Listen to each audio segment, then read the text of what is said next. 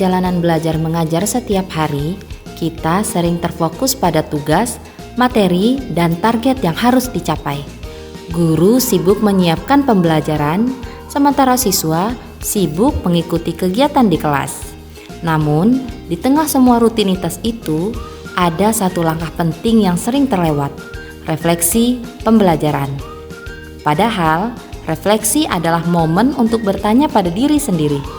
Apa yang sudah kita pahami hari ini, apa yang belum berjalan dengan baik, dan bagaimana kita bisa memperbaikinya bersama. Dalam dunia pendidikan, pencapaian hasil belajar sering menjadi fokus utama.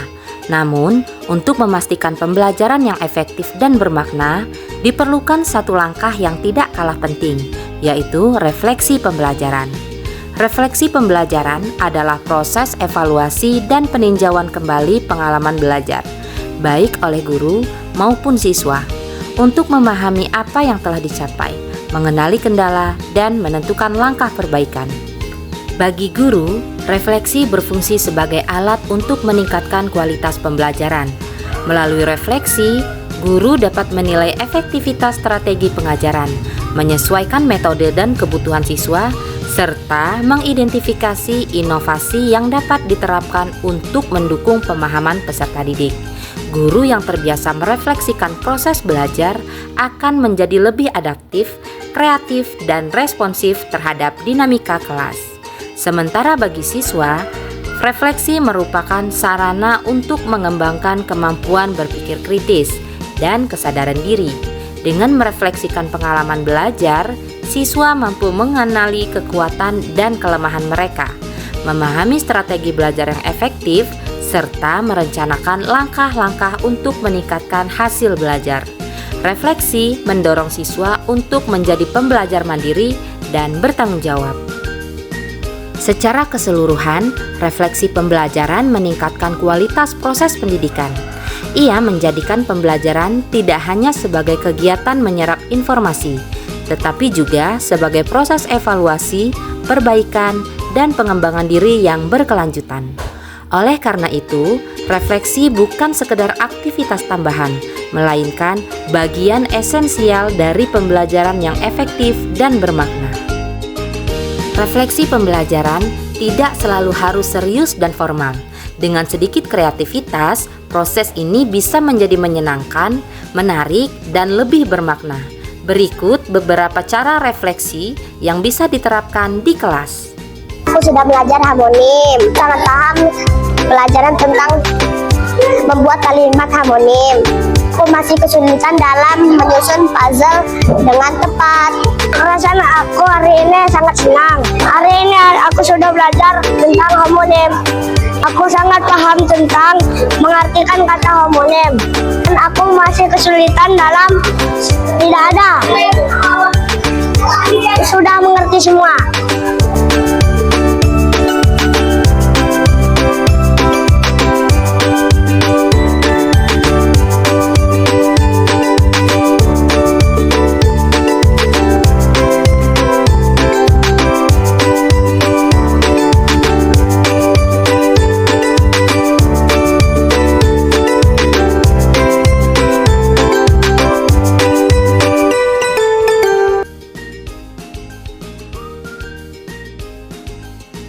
Pelajaranku 1. Keberasaanku senang 2. Harapanku lancar membaca dan berhitung. Pelajaran. Perasaan saya senang. Di pembaca 1. Perasaanmu senang 2. Harapanku lancar membaca dan menghitung.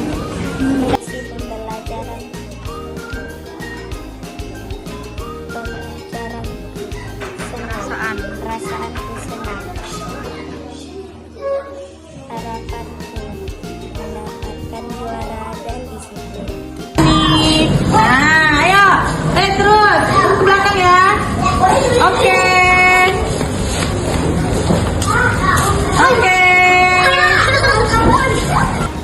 Capek berpikir.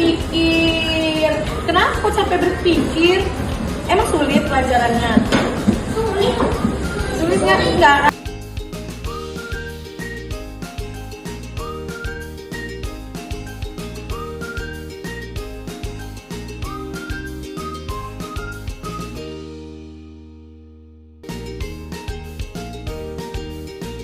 Oke, ada lagi nggak selain Adnan yang ingin memaparkan perasaannya, menceritakan proses membuatnya? Oke, ya silahkan Nasla.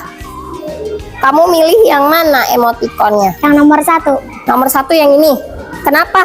Karena saya senang pembelajaran untuk membuat pelontar kelereng. Oke, berarti yang dipelajari tentang apa? Membuat pelontar kelereng. Oke, hal yang paling membingungkan apa? Cara mengelemnya. Oh, sama seperti Adnan ya. Terus ada nggak rencana tindak lanjut? Ada. Ingin membuat pelontar kelereng lagi di rumah. Oke, beri tepuk tangan buat Naswa.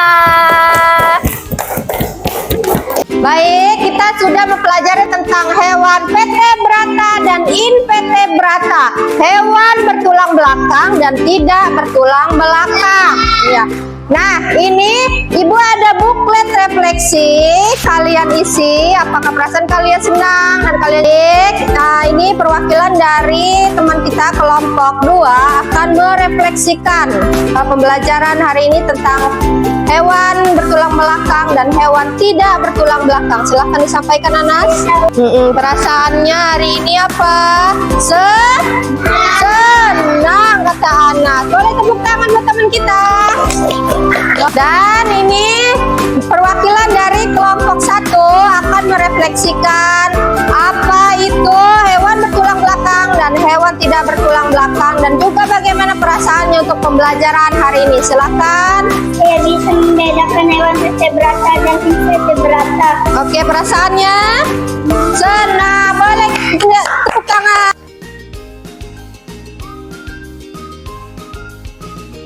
Dengan cara-cara unik ini, refleksi pembelajaran tidak lagi terasa membosankan atau formal.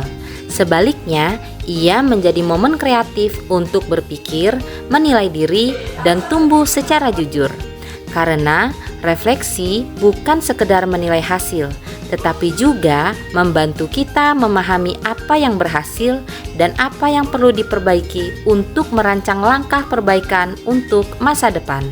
Namun, agar pembelajaran semakin bermutu, refleksi harus diikuti tindak lanjut.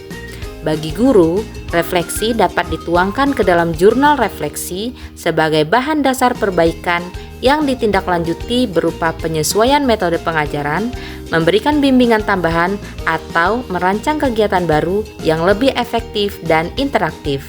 Bagi siswa, tindak lanjut berarti mengubah strategi belajar, fokus pada bagian yang masih sulit, dan menetapkan tujuan belajar yang lebih jelas.